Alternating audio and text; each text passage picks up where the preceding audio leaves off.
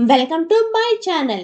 ఈరోజు మన రెసిపీ పుల్ల పుల్లగా, కారం కారంగా సంవత్సరం పాటు నిల్వ ఉండేటువంటి నిమ్మకాయ పచ్చడి తయారీ విధానాన్ని ఈ వీడియోలో మీతో షేర్ చేసుకోబోతున్నానండి. ఇంకెందుకండి ఆలస్యం, వీడియోలోకి వెళ్ళి ఆ ప్రాసెస్ ఏంటో చూసేద్దామా మరి. నేనైతే నిమ్మకాయ పచ్చడిని పెట్టుకోవడానికి నిమ్మకాయల్ని ఎలాంటి నిమ్మకాయలు తీసుకోవాలి అన్నటువంటి విషయాన్ని షేర్ చేయబోతున్నానండి. నిమ్మకాయ పచ్చడిని పెట్టుకోవడానికి నిమ్మకాయలు అన్నవి ఎప్పుడూ పూర్తిగా పసుపు కలర్‌లో ఉండాలండి. ఎంత పసుపు కలర్‌లో ఉంటే అంత మంచిదనమాట. అంతేకాదు నిమ్మకాయల మీద ఉన్నటువంటి స్కిన్ అన్నది బాగా పలచగా ఉండాలి. నిమ్మకాయ మీద ఎటువంటి మచ్చలు ఉండకూడదండి. అటువంటి నిమ్మకాయల్ని ఎంచుకోవాలనమాట. ఇలా ఉన్నటువంటి నిమ్మకాయల్ని శుభ్రంగా మంచినీళ్ళతో కడుక్కొని పొడిగుడ్డతో తుడుచుకొని ఫ్యాన్ కింద 1 లేదా 2 గంటలు ఆరబెట్టుకోవాలి. ఎంత ఆరబెట్టుకుంటే అంత మంచిది. అంతేకాదు నిమ్మకాయకి ఎక్కడా తడి అన్నది ఉండకుండా చూసుకోండి. నేనైతే ఈరోజు నిమ్మకాయలు ఊరపెడతాను అనగా ముందు రోజే నిమ్మకాయలు తెచ్చుకొని వీటిని శుభ్రంగా మంచినీళ్ళతో కడిగేసుకొని పొడిగుడ్డతో తుడుచుకొని ఒక పొడిగుడ్డ మీద ఆరబెట్టేసుకున్నానండి. ఇలా ఆరబెట్టుకోవటం వల్ల మనకి పని అన్నది నెక్స్ట్ డే తొందరగా అయిపోతుంది కదా. అంతేకాదండి, నేను తీసుకున్నటువంటి 30 నిమ్మకాయల్లో 3 నిమ్మకాయలని మాత్రమే పక్కన పెట్టుకొని మిగతా అన్ని నిమ్మకాయలు ఇక్కడ నేను వీడియోలో చూపిస్తున్నాను చూడండి. ఈ విధంగా కట్ చేసుకోవాలి. ఒక్కొక్క నిమ్మకాయని నేనైతే 8 ముక్కలుగా కట్ చేసుకున్నానమాట.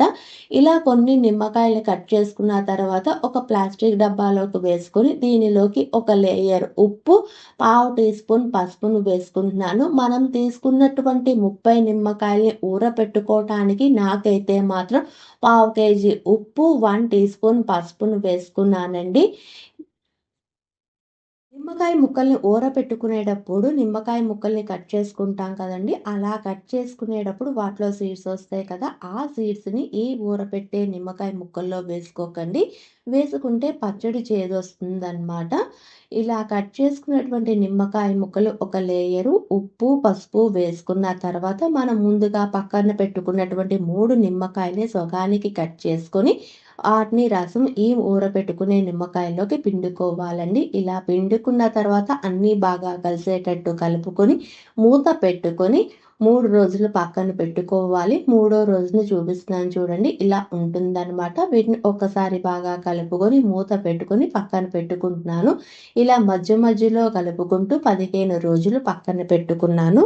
15వ రోజు చూపిస్తున్నాను చూడండి. మనం ఊరపెట్టుకున్నటువంటి నిమ్మకాయలు ఇంతేనండి. నిమ్మకాయ పచ్చడిని ఇలా ముక్కల్ని ఊరపెట్టుకొని ఎప్పుడు కావాలంటే అప్పుడు నిమ్మకాయ పచ్చడిని కలుపుకోవచ్చనమాట. ఇప్పుడు నిమ్మకాయ పచ్చడిని తయారీ విధానాన్ని చూపిస్తున్నానండి. ఊరపెట్టుకున్నటువంటి నిమ్మకాయల్ని ఒక బౌల్‌తో పచ్చడి తయారీ విధానాన్ని చూపిస్తున్నానండి.